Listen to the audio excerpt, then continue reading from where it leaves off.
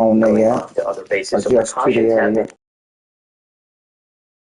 have been how will the United States respond. We heard forceful language yesterday from Defense Secretary Pete Hegseth and from General Dan Kane, who's the chairman of the Chief of Staff, who both very strongly said that if there is some kind of an retaliation on the part of Iran, there will be a strong U.S. response.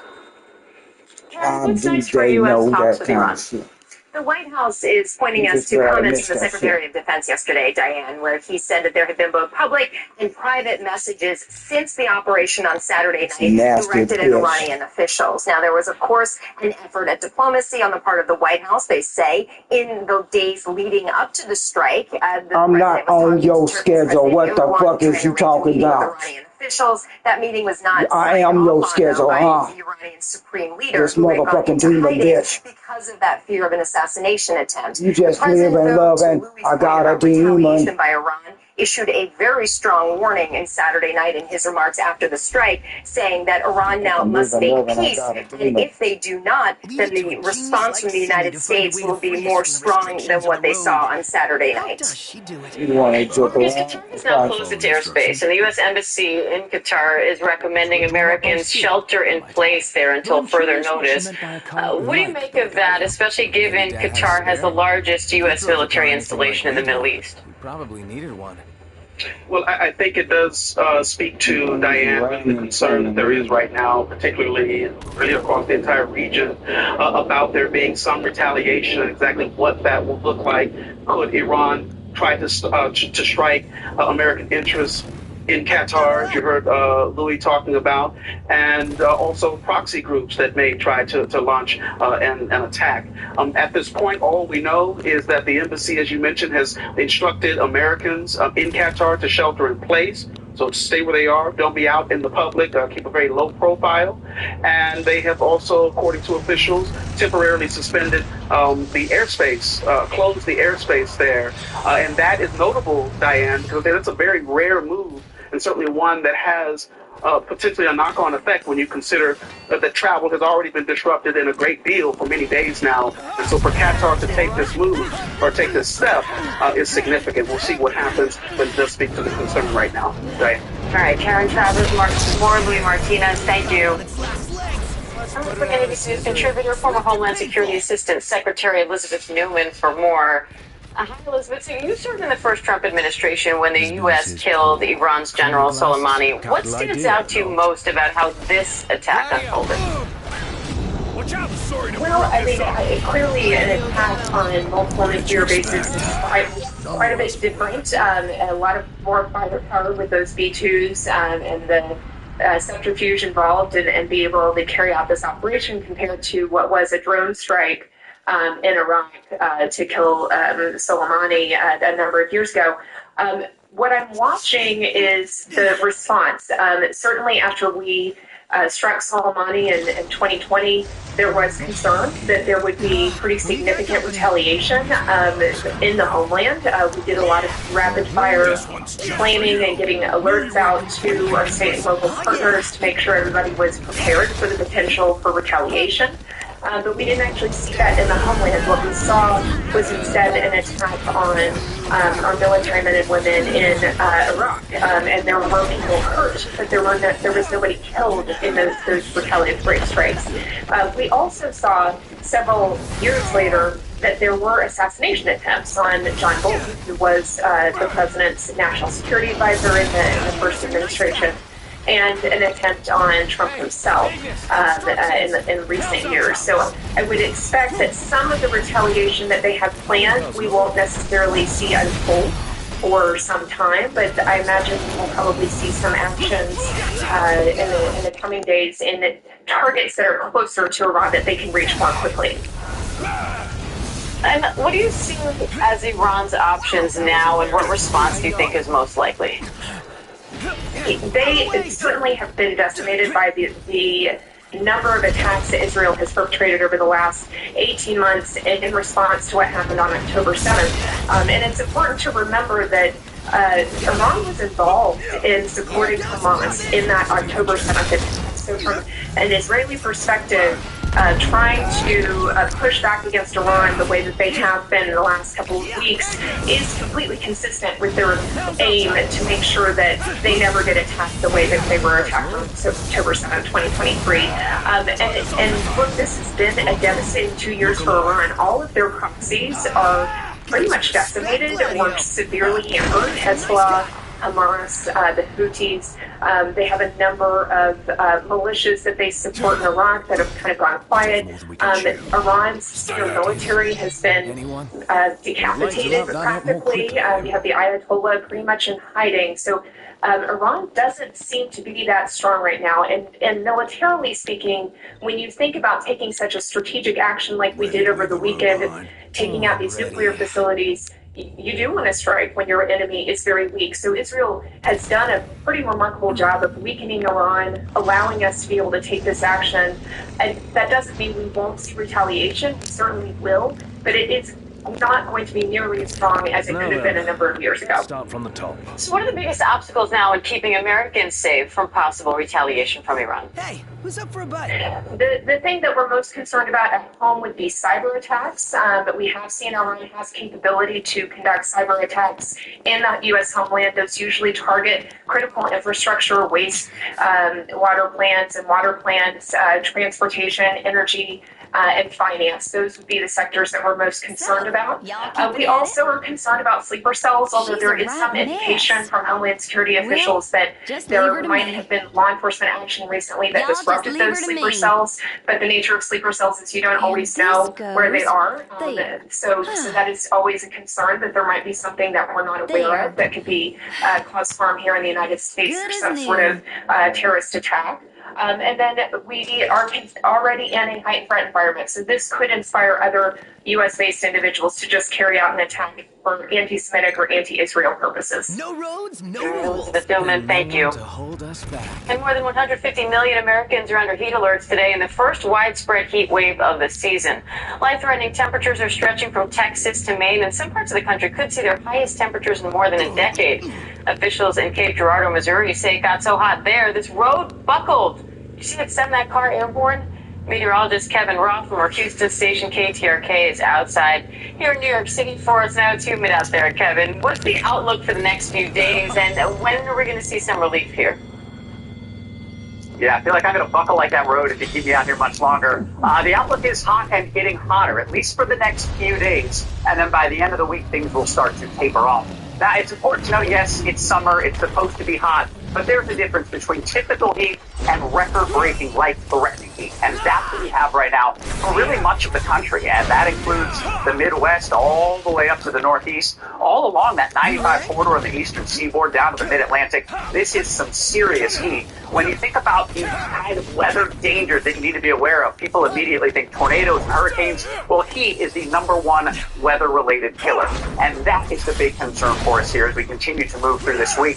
You look at actual temperatures here for much of the eastern seaboard, and you're talking easily hitting mid-90s. Many spots like D.C., triple-digit heat for Monday, Tuesday, and Wednesday. That kind of heat is very dangerous if you're not taking the right precautions. And by right precautions, I mean you need to be hydrating. And if you're outside, you need to be taking some breaks, finding a way to cool your body down. Keep in mind, those temperatures are just the air temperature in the shade without factoring in the humidity. All of our workers out there, construction workers, postal workers, they're outside, not a lot of shade, and certainly need to factor in that humidity. These feels like temperatures for a lot of locations, anywhere between 105 to 110 degrees. That is extremely dangerous if you don't take it seriously. The good news is, as hot as it is, Monday, Tuesday, Wednesday, there will be a cool down coming. As a cold front drops in, we'll gradually see those temperatures dropping as well. So while it is scorching hot Tuesday and Wednesday for much of the eastern seaboard, by Thursday and Friday, we will start to see some relief to this heat wave. All right, meteorologist Kevin Roth, we appreciate it, Kevin. You can come back inside into the AC now. Thank you.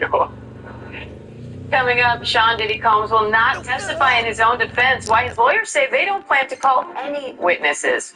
Also ahead, Tesla's new robo-taxis hit the road. What we're learning about the company's new driverless cabs.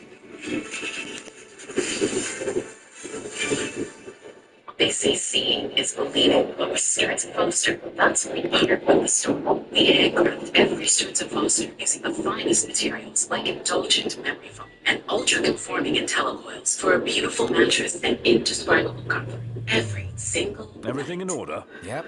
Shop now and bring home incredible comfort during our July 4th sale and save up to $600 on select mattresses. Stearns & Foster, what comfort should be. Learn more at stearnsandfoster.com. Did you know Redfin has rentals? You mean Redfin? No, Redfin, the real estate app. Yeah, I said Redfin. But you're saying Redfin, it's Redfin. I don't say Redfin. Listen, Redfin. Okay, so the sound that your mouth is making? Yeah. Is it red or rent? Red, yeah. Okay, so say Redfin. Redfin. Redfin. Redfin. Redfin. Redfin. Redfin. Redfin. Redfin. Ghirardelli and Stark.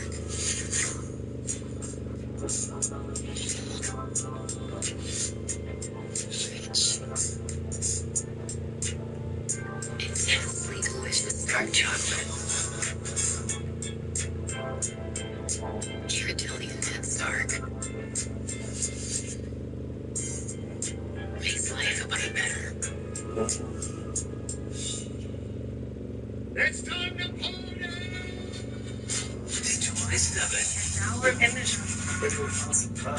Let's dance, paradise.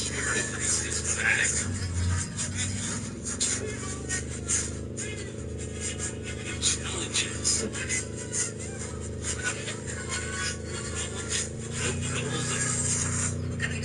Eastern, they're reformed.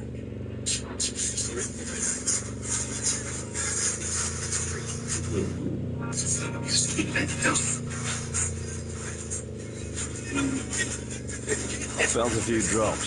Watch your heads.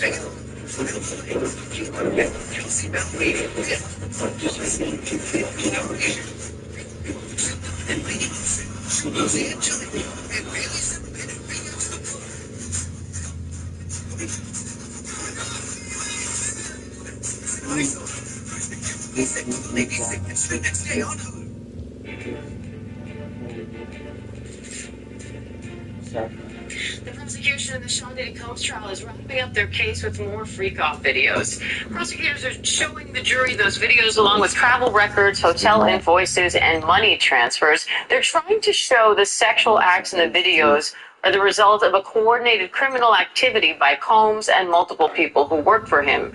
Combs has pleaded not guilty to all charges. ABC's Rena Roy and legal contributor Shauna Lloyd are outside that courthouse in New York with the latest. So, Rena, what's happening with these videos and these various documents the prosecution is trying to show now? Yeah, well, Diane, I can tell you that the jury seems a bit tired. They seem a bit tuned out today. As you pointed out, they are seeing this mountain of evidence from this Homeland Security agent who is back on the stand today. So far, they have seen a hotel and travel records. They've seen money transfers. They are now seeing text messages as well between Combs and his ex-girlfriend, known as Jane, as well as his former chief of staff, Christina Corum, whose name has come up, as we know, at this point multiple times in this trial. Now, as you said, they have also really been focused on showing the jury today videos of those drug-fueled sex performances. At one point, they watched more than 40 minutes of that footage, and they seemed checked out during that as well, pretty serious and pretty stoic.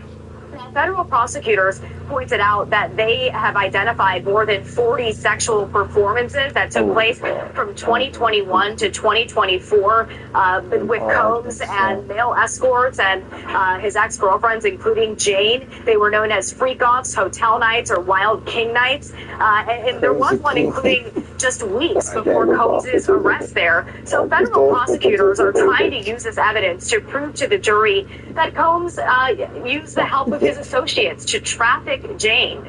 Diane. Sean, the prosecution's expected to rest tomorrow. Do you think they've done enough up until this point to prove the sex trafficking and racketeering charges? Ready to leave the room? I don't think they've done enough to prove it without reasonable doubt. I think that there are a number of areas within the RICO charge showing that conspiracy with the others. I think also the idea that the willingness on the part of Jane is also within question. So there are definitely some elements that leave room for reasonable doubt. Sean, defense says it won't call any witnesses. Do you think that means that they see the government case as weak, or that they're not confident in the witnesses they were planning on? Well, remember, Diane, that it is the federal prosecution's burden. They must prove their case beyond a reasonable doubt. So you, as a defense member, when you feel as though they have not done that, you are better off allowing very minimal witnesses and culling back your witness list to ensure that you don't add anything to the case that you don't want there. So I think that they feel as though there's enough room for reasonable doubt, therefore there's no need to put on a significant amount of witnesses. Rena, what are you watching for next? Well, Diane, the prosecution is expected to rest as early as tomorrow, as soon as this Homeland Security agent is off the stand. From there, because as we know, the defense is not calling any witnesses, but they will be admitting some evidence into the record. We don't know exactly how long that will take, but we are expecting closing arguments to potentially begin as early as Thursday. From there, the jury will get instructions and start deliberations, Diane. Rena Roy, Shana Lloyd, thank you both. And for more on the Combs trial, catch the ABC News Live show Burden of Proof, the case against Diddy, every night at 5:30 p.m. Eastern. Meanwhile, Tesla's rolling out new robo-taxis. For almost a decade, CEO Elon Musk has talked about fully self-driving cars. Now the company's driverless taxis have officially hit the road. ABC's Andrew Dimbert has the details. Tesla's first robo-taxis are officially on the road. First Tesla robo-taxi ride.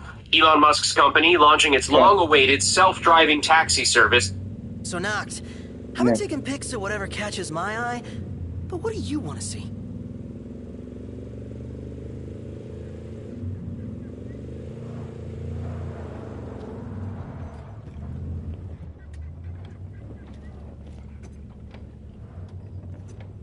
Shot wound. One had a graze wound. He was taken to the hospital in stable condition. The third was taken to the hospital in serious condition with a gunshot wound. Their condition actually got downgraded to critical. Now, 2 people were also driven separately to Children's Hospital. They had gunshot wounds. Police say they're most likely going to be okay. They're being listed as stable condition right now. Now, we actually got some doorbell video from someone nearby. His name is Victor Penix. That video shows a man hobbling after the initial gunshots. There are actually more rounds that you hear in this video, and when that happens, you see a group trying to escape. This is how Penix described it all. As they were hobbling away, I could hear more gunshots, and you could see them start double tapping their steps. Even the guy that was shot, where I allegedly shot, he was hobbling, trying to get out away from the scene. So I think that it was just a panic for everybody. And panic certainly the way to describe it after the shooting last night. Now, police say that no one has been arrested yet. This is as the Violent Crime Unit continues to investigate. Over the course of the morning, we've seen police coming up here in the neighborhood trying to comb through things and trying to figure out what happened here. That's work. I'm sure that's going to be continuing until they find who did this. For now, we're live in East Liberty. I'm Chella Cassiadelle, sending it back to you guys. And once again, that was coverage from CBS News Pittsburgh from earlier today. Monitors now to New York City, where more than a dozen people are hurt in a fire in the Bronx. Here's CBS News New York on the scene earlier today. By the extent of the damage where this fire originated, the FDNY says it started on the ground floor of this multi-family home, fully engulfing the building, then spreading to 2 other structures. The FDNY says it found lithium-ion batteries at the scene, but it is unclear if they caused this fire. Cell phone video from last night shows flames and smoke soaring out of a multi-family home on DeVoe Terrace in the Bronx. It started around 7:30, sending a large black plume of smoke into the sky. In another video, you can see what appears to be a motorized scooter up in flames in front of the home. Witnesses say the fire exploded in size so quickly people ended up trapped, and credited the fire department for saving lives by pulling residents out of windows. It took nearly 200 fire and EMS personnel to get this fire under control in the sweltering heat. 14 people were either transported to the hospital or treated at the scene for their injuries, including 1 resident, 4 paramedics, and 9 firefighters. One of those firefighters is still in critical condition. Again, the fire marshal's office is still investigating the cause of this fire. Reporting from University Heights in the Bronx, Christina Fan, CBS News, New York.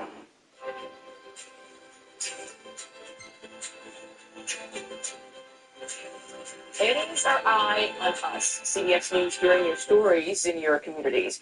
It can be a challenge for people with autism to find job opportunities. But as CBS News correspondent Christiane Benavides shows us, one Florida business is providing those much-needed opportunities.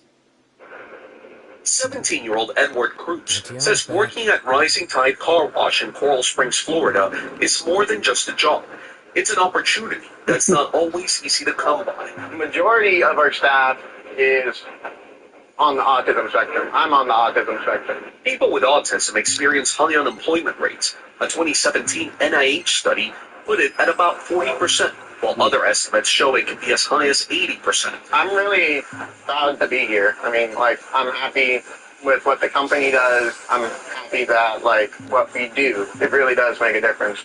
Thomas Deary and his father started Rising Tide to give Thomas's younger brother Andrew, who has autism, and others like him, a chance to thrive. It became really clear really quickly when he was graduating high school that we were going to have to take action in order for him to lead the full adult life that we knew he was capable of. Today he has friends, he has a community of peers, he has money in his pocket where he can go buy things that he wants, and it's brought our family together.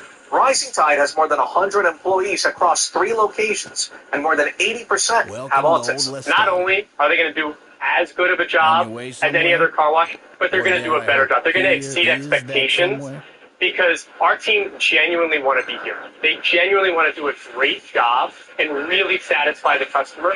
Andrew says his favorite part of work is the tire shine.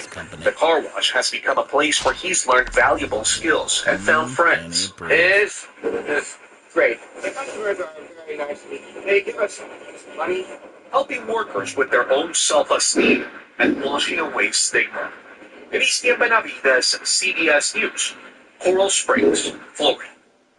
Great story. Always nice that customers give them money. That's important for all that hard work. All right. A live look at the White House where the president is about to meet with his national security team after the strikes on Iranian nuclear sites. What could come next? When we come back right here on CBS News 24/7. He's like a mountain. Careful out there. Right now. Greenlight's been amazing, encouraging the kids to do their chores and save. We started using Greenlight to get chores done, but it has led to so much more. Hey, no, what are you doing? We're researching the stock market. What's a stock market? Go get your phone.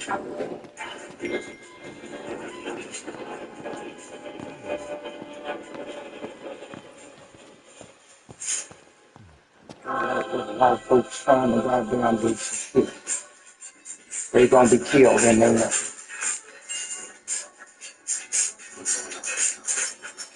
Fuck you. You ain't came out in the parking lot yet with that bullshit. Pussy spotty motherfucker.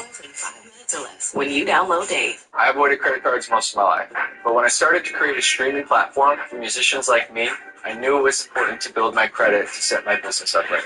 I heard about the Chime Credit Builder Card, and I signed up right away.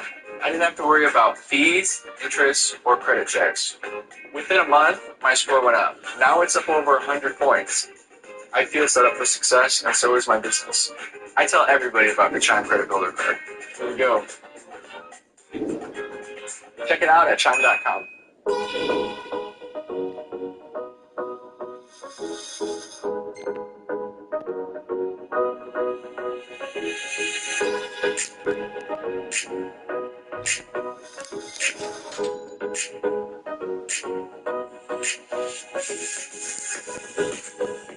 Use teleporter.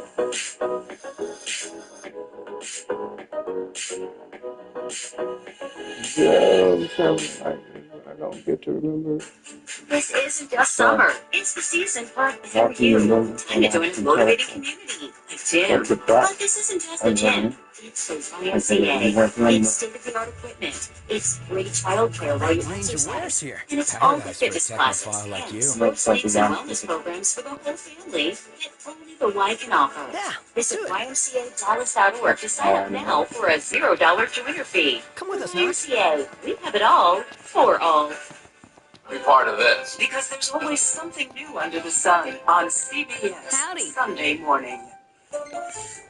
You've probably heard of the NCIS from the hit TV series, but we're about to take you inside its real-life world. Listen to 48 Hours NCIS early and free on the 48 Hours Plus subscription on Apple Podcasts. Okay, let's go. You guys good? Start at the beginning. All right, we good? Keep going. The clock. It's off we go. 60 minutes. Is this what you want? 60 minutes. 60 minutes. It's time for 60 Minutes. Sundays on CBS.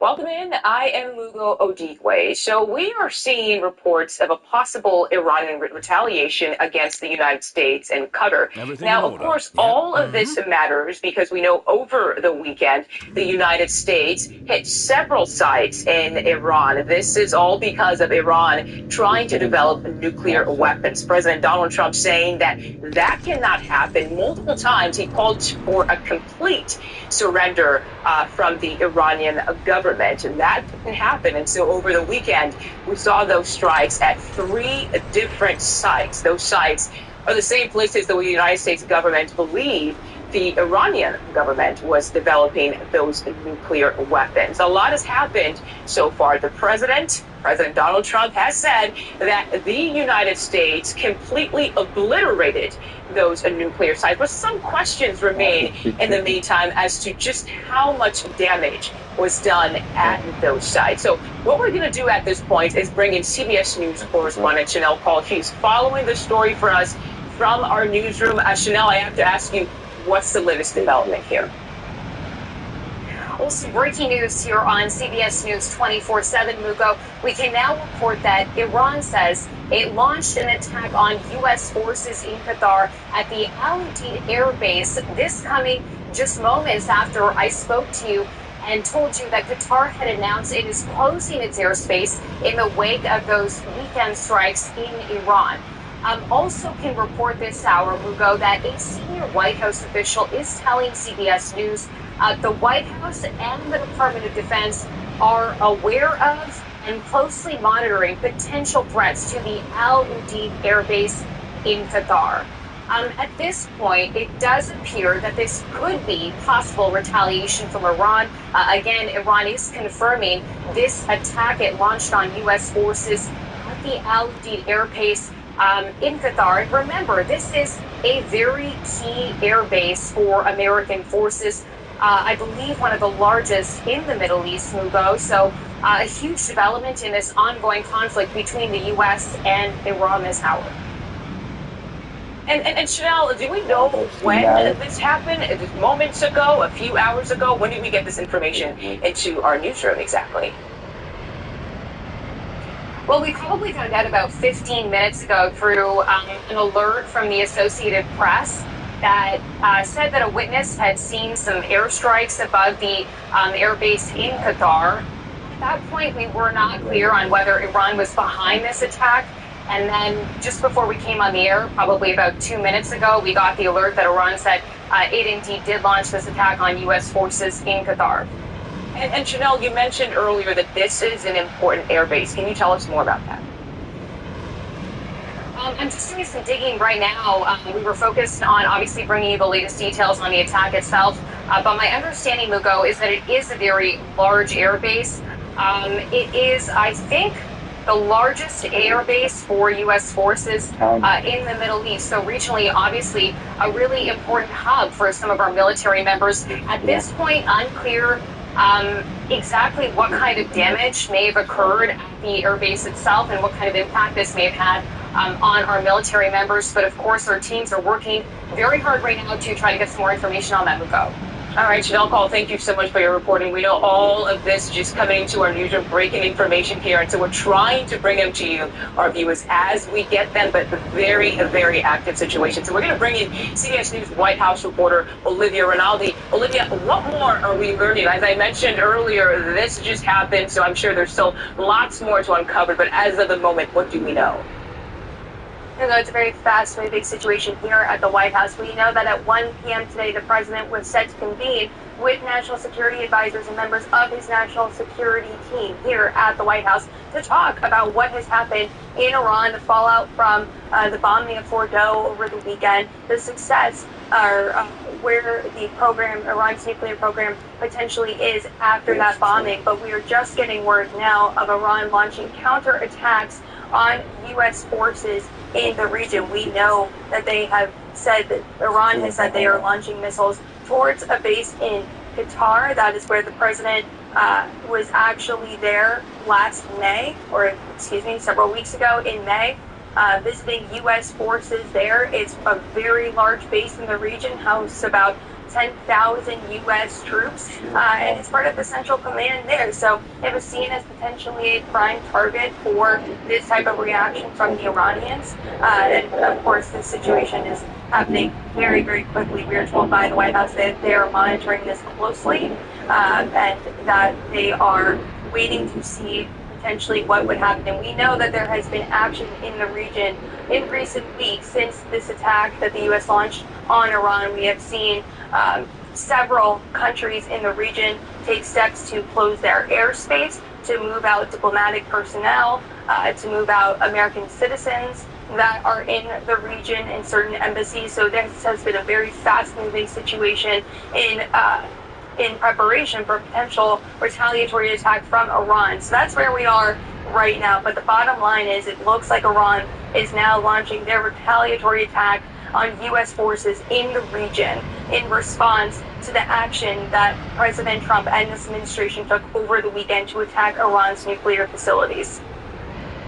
It was Qatar that said that they were closing their airbase, at least flights to and out of the area. And any indication that they were anticipating something like this happening? Well, the whole region was really on red alert following what happened over the weekend and the U.S. attacks on Iranian nuclear facilities. But, you know, there's precedent here. We know that back in 2020, during the first Trump administration, that when there was an attack on Soleimani, who was the former head of the Iran Revolutionary Guard during Trump's first administration, Iran did attack U.S. forces in Syria. They launched missiles there. We know that several American troops suffered traumatic brain injuries as a result of that. So the expectation was that if they were to perhaps retaliate, they would attack U.S. forces. So because of that, and where our troops are in the region, everyone was on high alert. They were aware, they were ready that this could potentially happen. And just for scale, we have about 40,000 U.S. troops in the region. They have been moving from several bases, repositioning under the first Trump administration, under this administration, as the security posture has really changed. We also have numerous assets in the region as well. And if you'll remember, it's even in this build-up of towards these strikes towards Iran, we have moved aircraft carriers into the region. I believe it's now 3 major aircraft carriers that are in the region patrolling and waiting to protect U.S. forces. So we do have a significant posture there, but it does appear that those counterattacks are underway right now. And Olivia, I know the White House had said over the weekend that right after the strikes, they're now hoping that Iran can come to the table in the name of diplomacy. But at the same time, we know President Trump went on social media saying, hey, you know what, if Iran is not ready to, if Iran's current leader is not ready to make Iran great again, maybe a regime change is something that needs to happen. Do you believe that may... Ooh, this shit.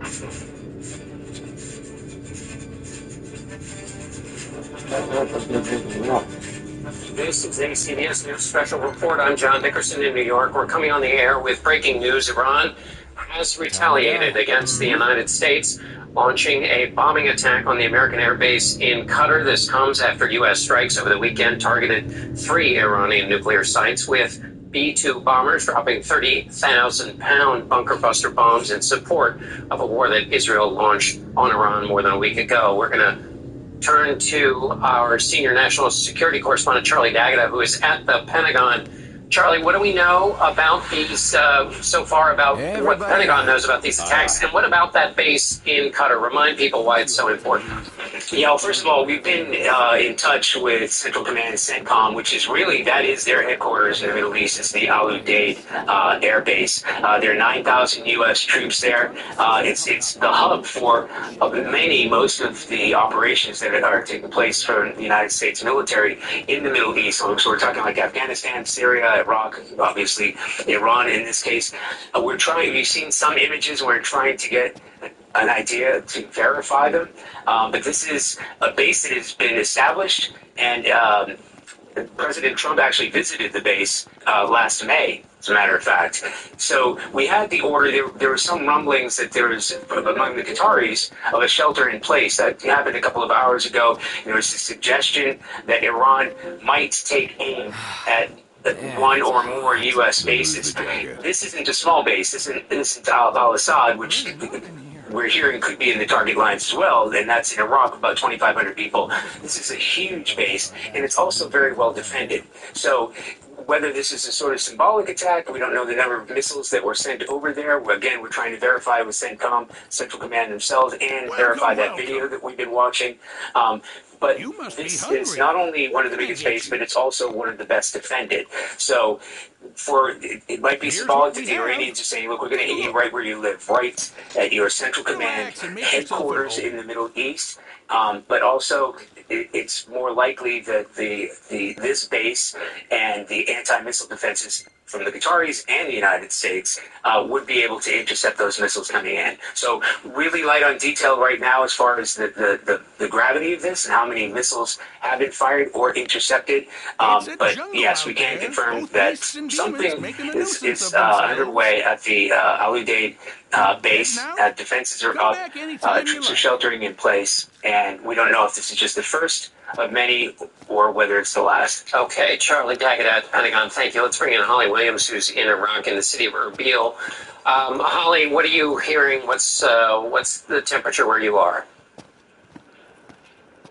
Hey there, John. Well, Iran state media is reporting that Iran has launched a missile operation called Annunciation of Victory or Blessings of Victory, depending on the translation, against U.S. bases here in Iraq and in Qatar. Now, you heard just then from Charlie about the situation at the Al Udeid base in Qatar.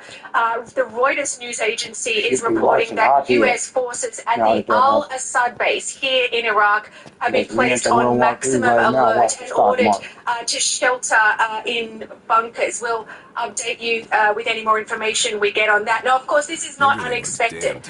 Iran's foreign minister said following the U.S. strikes on Iranian nuclear sites that his country had to respond. We spoke to one Middle Eastern security expert who said that essentially the Iranian regime did have to respond because otherwise it risked looking weak and being humiliated in front of its own people.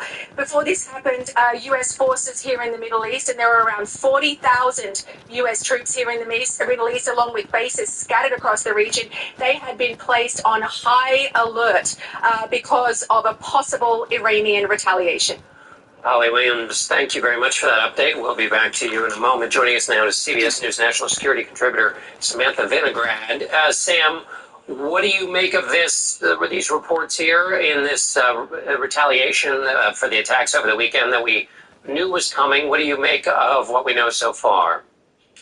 John, scary moment for sure, but this is exactly what security officials have been preparing for some time. As Charlie noted, this is the home of U.S. Central Command. There are a range of critical assets at this base, drones, aircraft, and more, used for all kinds of operations, including counterterrorism operations. The Qatar and Emiri Air Force is also at this base, and all members of the U.S. military have been further adding assets in and around Al Udeid and other large military installations in the region to prevent retaliatory attacks. So as Charlie noted, this may be symbolic in nature. They attacked at a very well-defended base.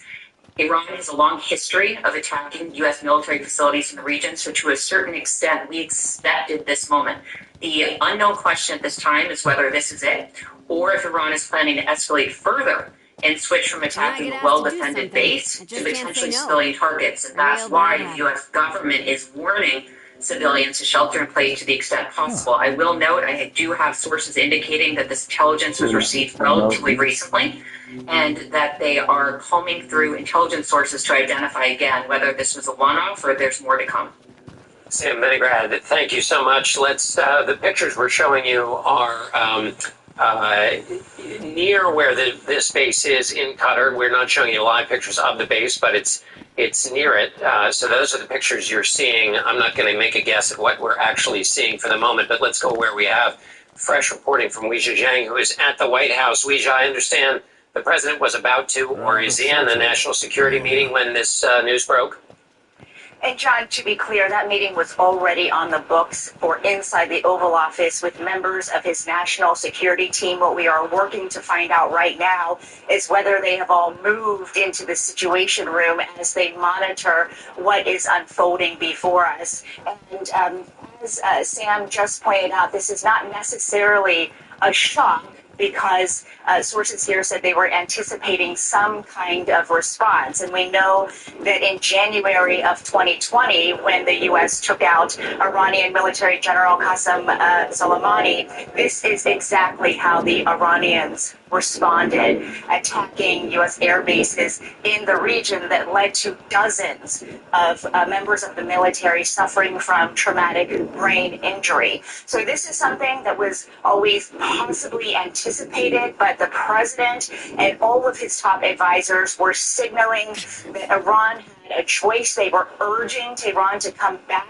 to the negotiating table and hash out a deal to abandon their nuclear program. But John, just this morning, the Iranian mission to the United Nations posted on social media that the U.S. destroyed diplomacy. They added that the so-called offer, quote, was nothing more than a deceitful ploy. So now the question is how the U.S.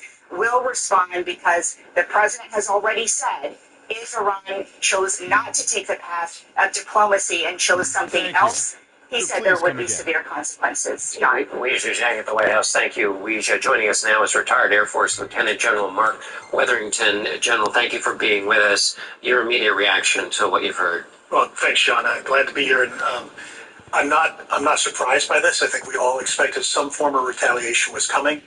A little bit of surprise that they pick one of those locations, because that obviously widens the conflict with one of their neighbors. And Iran and Qatar share the largest natural gas field in the world, and so it's a significant relationship that they have there. But Al Udeid is one of the most important force projection platforms we have in the theater. It's the largest tanker base in the region. It's a significant hub for military activity, and so we shouldn't be surprised. I know General Kurilla at CENTCOM has been thinking through these force protection decisions. Given that we shouldn't be surprised, and this is basically, as I gather, the biggest target that Iran could hit, one of the questions is it symbolic in that I'm coming right to your front door, or is it symbolic in that we must respond to something, and therefore we're going to fire missiles somewhere where the U.S. has a really good chance of defending against them? Well, I'm not sure I can get inside what Iran might be thinking, but I think certainly they wanted to respond, and this is one of the initial steps that they could take, right? They still have some short-range capability. Israel has done a lot to trim their medium-range capabilities that can strike Tel Aviv. And so a shorter-range target is probably significant. I still think the most important target to the Iranians is likely a U.S. warship in the region, because that's sovereign U.S. territory on the sea, and presents a very important target to them that wouldn't also be a challenge because of their neighbors in the region. Margaret Brennan is reporting 6 missiles have been fired at the base. What kinds of defenses would they have at the base for these kinds of short-range missiles, which we understand they are? Yeah, John, we've traditionally had some short-range air defense and medium-range air defense capabilities. You think Patriot. Regionally, there's going to be an air defense laydown that's going to support all the critical assets, defended assets in the region. And that's something that U.S. Central Command will look at. And I'm sure Al Udeid is prioritized very high on that list. Okay, excellent, General. We'll be back to you in a moment. Margaret Brennan, moderator of Face the Nation, is joining us with some new reporting. Margaret.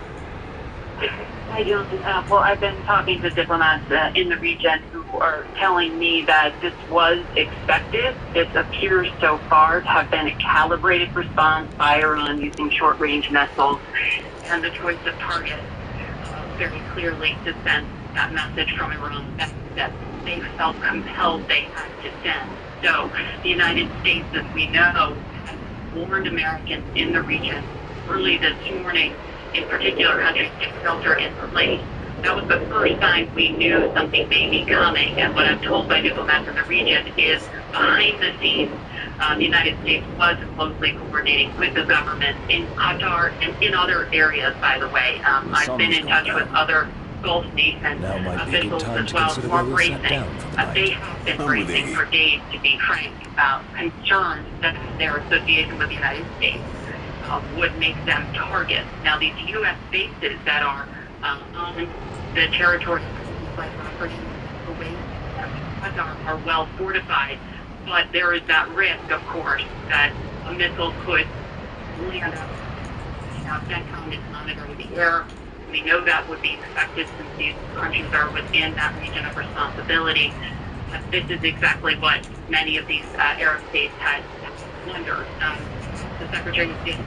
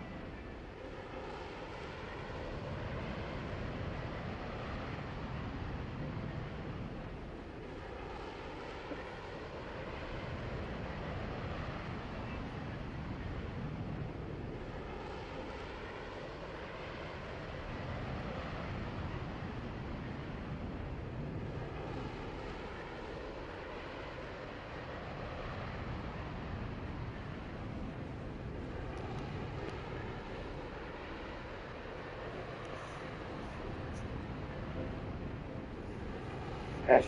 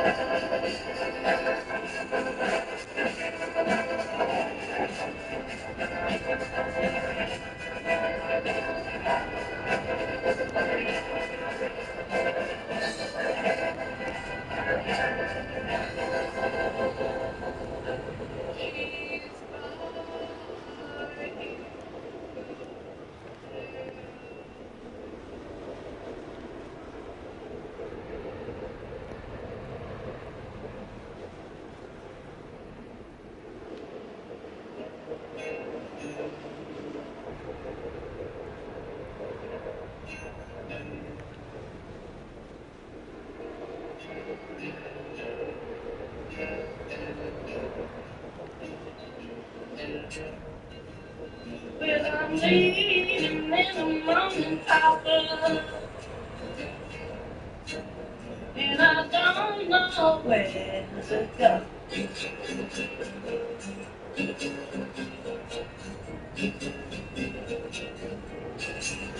Well, I'm leaving in the morning, Papa, and I don't know where to go.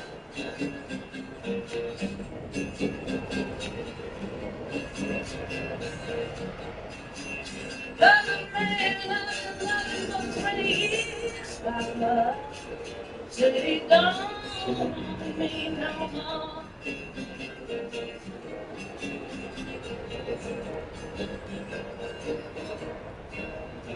Ever see my car can come in?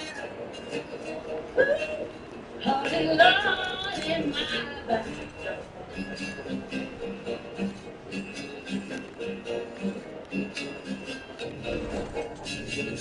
Ever see my car can come in? Oh, Lordy Lord in my back door.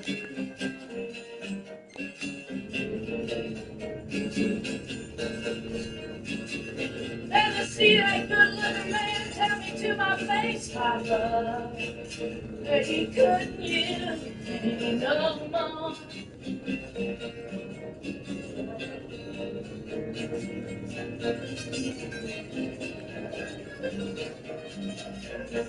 So how about a breather?